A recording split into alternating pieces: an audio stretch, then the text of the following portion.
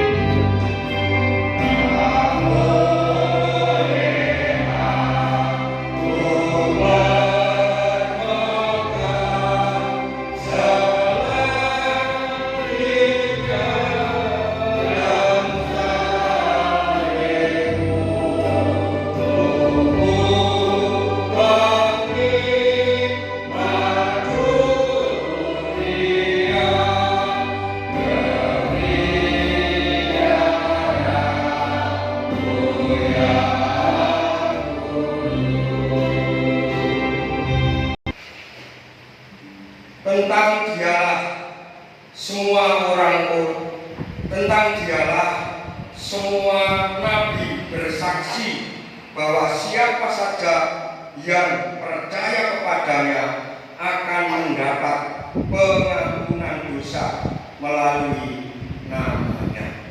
Inilah anugerah yang kita terima, dan mari kita respon berkat anugerah ini dengan kita menyanyikan dari PKJ 126 ayat 1 dan 2.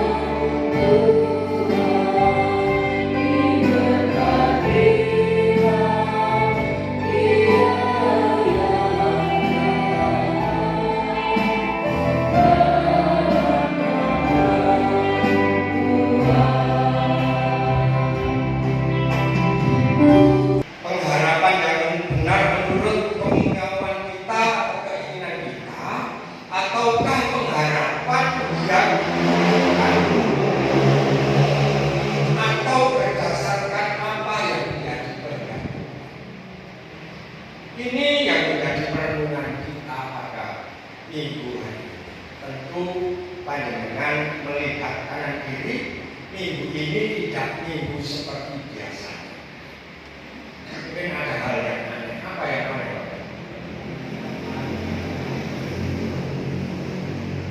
Apa yang aneh menurut panjenengan?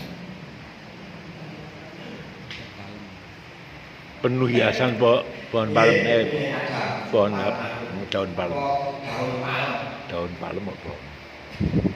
Ini yang membuat aneh pada minggu hari ini, sehingga itu artinya hari ini kita sedang mengawali minggu pekan suci.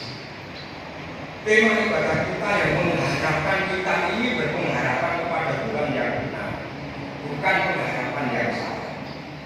Maka sesuai dengan tema dalam menyambut sang raja ini, dalam bacaan kita kali ini mengisahkan tentang bagaimana atau perjalanan Tuhan Yesus yang hendak memasuki kota Yerusalem, dan itu semua hanya untuk melengkapi atau menggenapi nubuatan-nubuatan yang telah tercatat di dalam kitab Perjanjian Lama.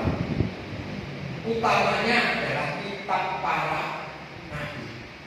Menggenapi apa? Menggenapi bahwa Mesias akan datang. Dan kedatangan itu kalau kita melihat dari bacaan nubuatan Nabi Zakaria.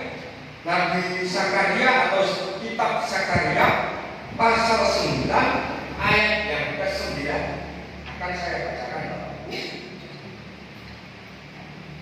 Nubuatan tentang kedatangan Mesias yang tercatat di dalam Zakaria 9 ayatnya yang ke-9 akan saya bacakan demikian, Bapak Ibu. Bersorak-soraklah dengan nyanyi, hei putri Sion.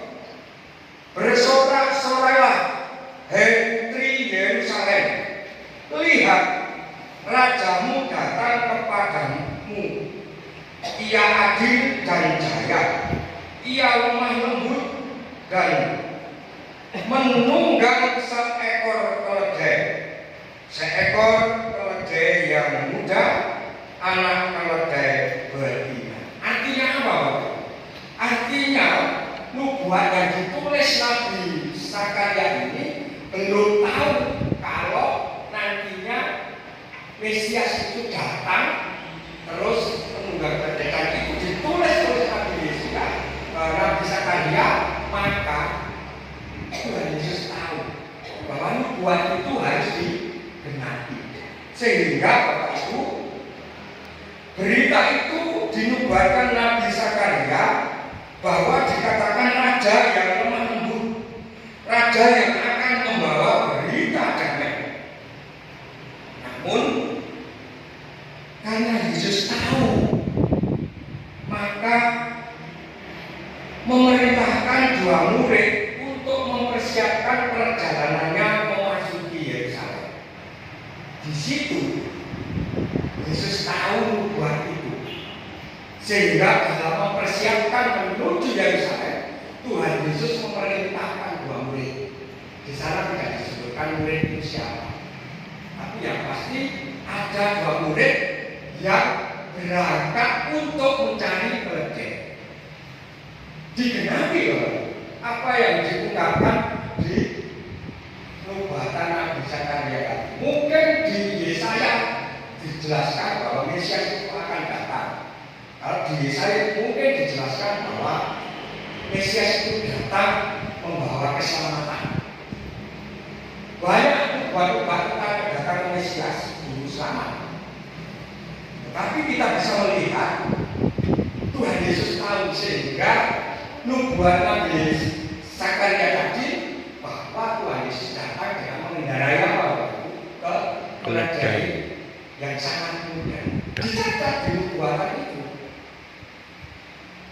Artinya digenapi di Injil ini. Tuhan Yesus tahu, sehingga murid yang mempersiapkan itu juga berangkat untuk memenuhi apa yang menjadi nubuatan itu. Setelah persiapan itu selesai, maka para murid dan penduduk kota Yerusalem menyambutnya sebagai tamu yang sangat dihormati, sebagai tamu yang sangat mendapatkan penghormatan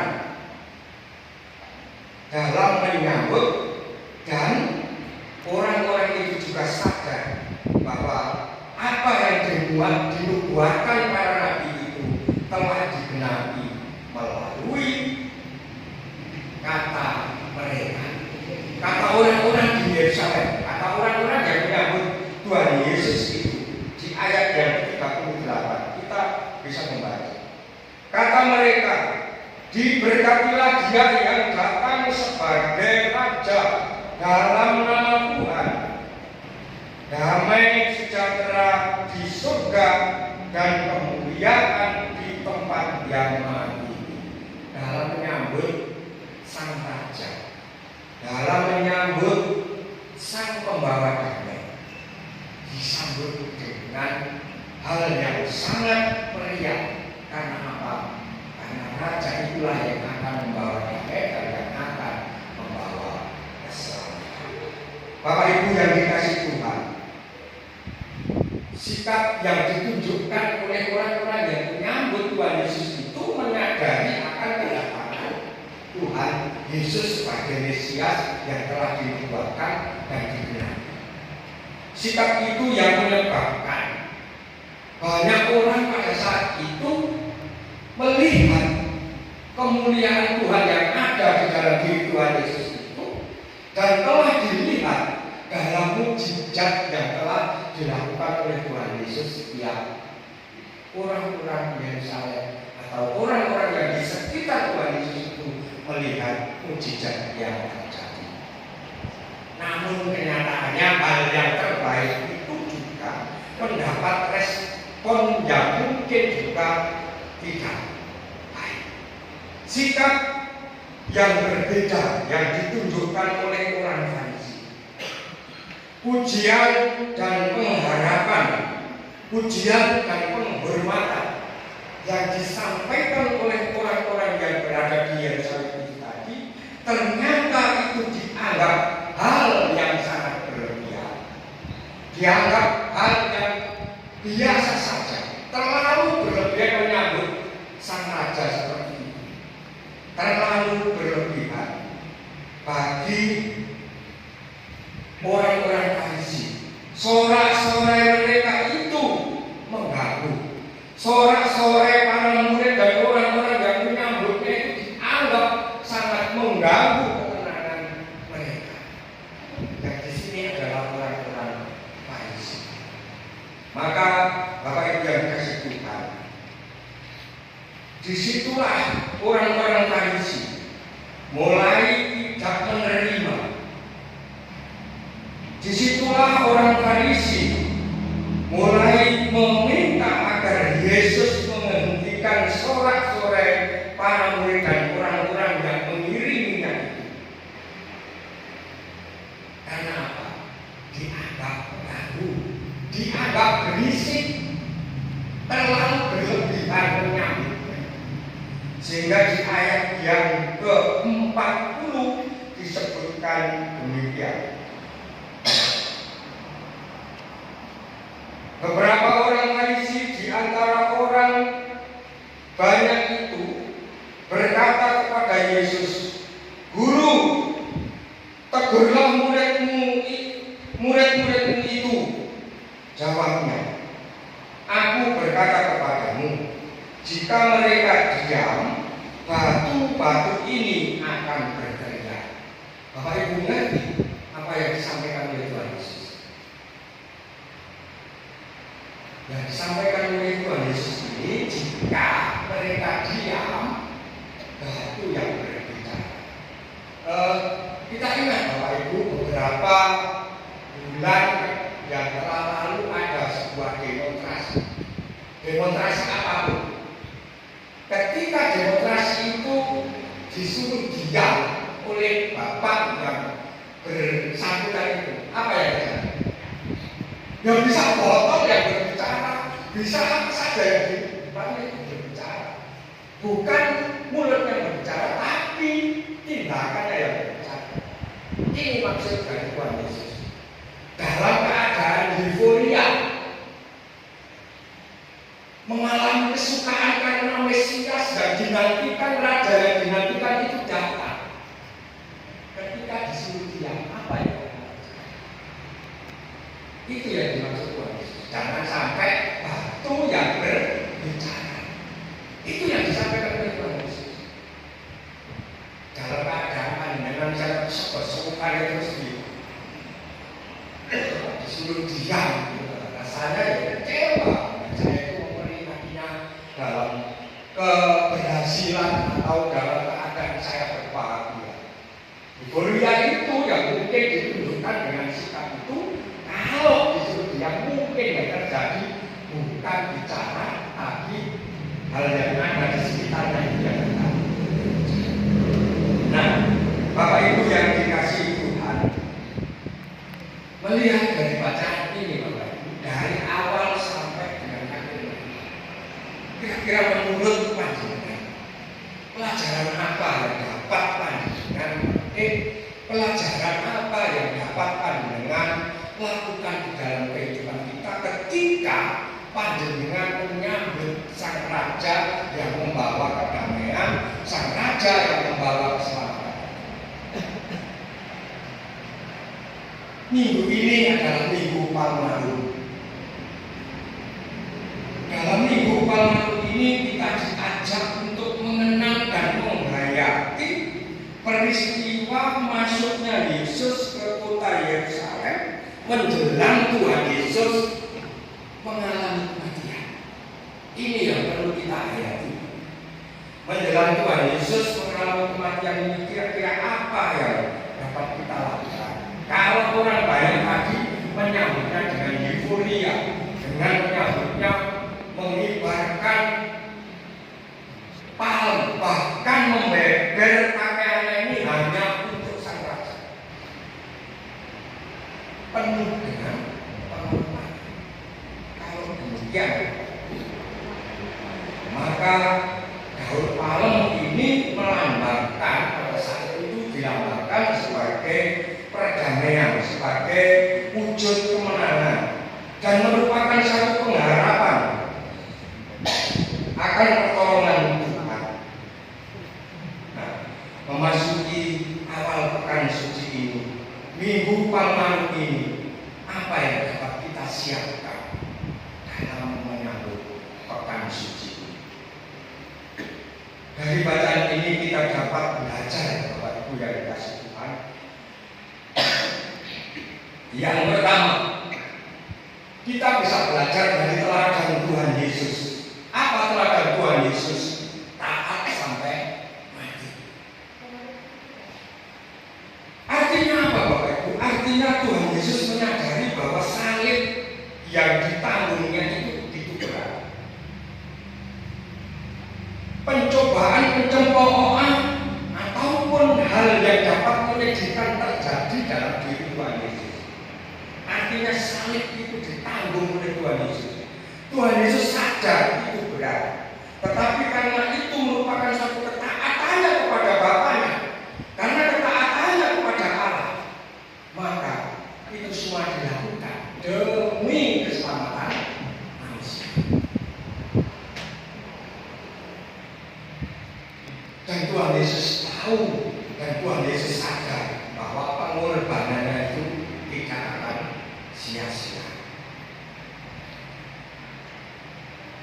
Ketaatan itu Bapak Ibu yang hendak kita wujudkan di dalam kehidupan kita, dalam kita bersikap, dalam kita mengucap, bahkan dalam kita melakukan pikiran-pikiran kita yang mungkin dapat membangun kehidupan bersama dengan mengarahkan mata hati kita kepada salib Kristus. Artinya dalam kita menghayati Sang Raja yang datang mempersiapkan pekan suci ini, kita memandang salib berat yang dipikul oleh Tuhan Yesus itu merupakan salib yang berat pula yang harus kita lakukan dalam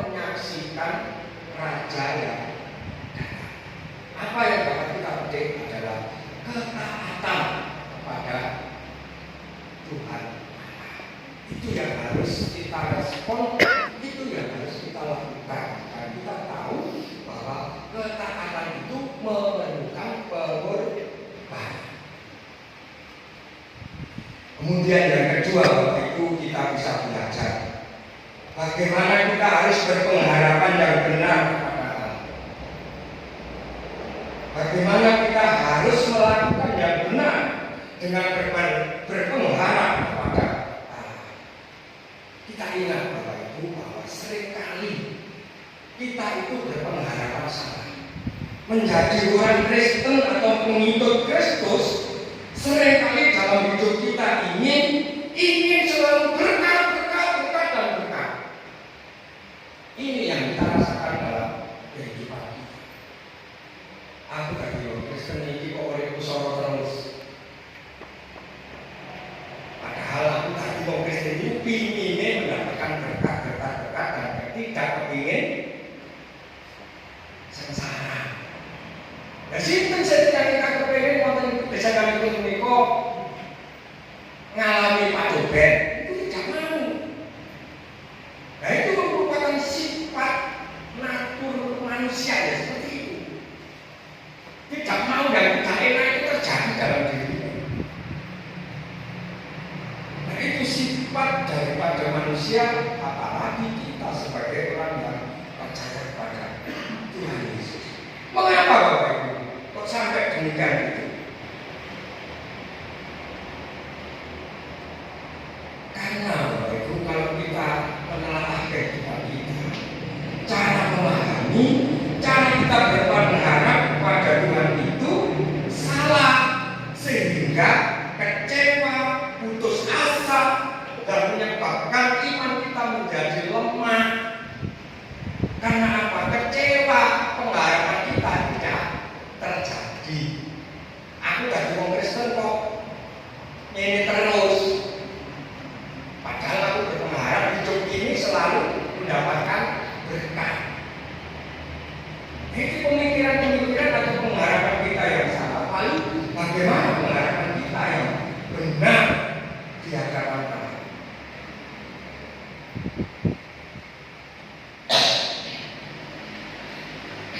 Mungkin Bapak Ibu yang dikasih dalam bacaan kita tadi kita disebutkan dalam keadaan yang berbahagia, senang, bisa berteriak Hosiana, Hosiana. Tetapi ketika nanti hal yang menyedihkan terjadi di hadapan kita, mungkin akan terjadi di dalam kehidupan para murid ataupun orang-orang Yerusalem, akan berbalik 180 derajat. Apa yang diteriakkan? Salibkan dia, salibkan dia. Itu yang dikatakan. Tapi ternyata kebenaran itu juga terungkap. Ketika Tuhan Yesus disalib, apa yang terjadi? Hilang para murid tadi. Nah, itu Bapak Ibu yang mungkin terjadi di dalam kehidupan kita. Hal yang baik yang kita harapkan, tetapi kita tidak mau hal-hal yang tidak baik. Menjauhkan diri dari prasangka buruk atau hal-hal yang negatif.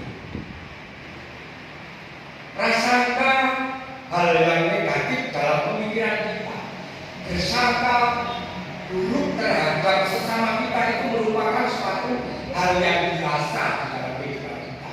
Karena apa Bapak Ibu? Karena mau tidak mau, suka tidak suka, hidup kita ini dinilai oleh orang lain. Namun apakah penilaian yang negatif itu harus juga dibalas dengan penilaian yang negatif? Oleh karena itu, maka setidaknya kita sebagai pengikut Tuhan, sebagai murid Tuhan, sebagai umat pilihan Tuhan, maka prasangka buruk, berpikiran negatif itu hendak dijauhkan dari kehidupan kita. Karena apa? Melalui pemikiran-pemikiran yang negatif itu yang akan menjatuhkan iman kita dan akan membuat kita jauh dari panggilan Tuhan. Bahkan mungkin dari pemikiran yang negatif itu akan menjatuhkan kita dan membuat kita kecewa. seperti Bapak Ibu yang dilakukan oleh orang-orang tadi.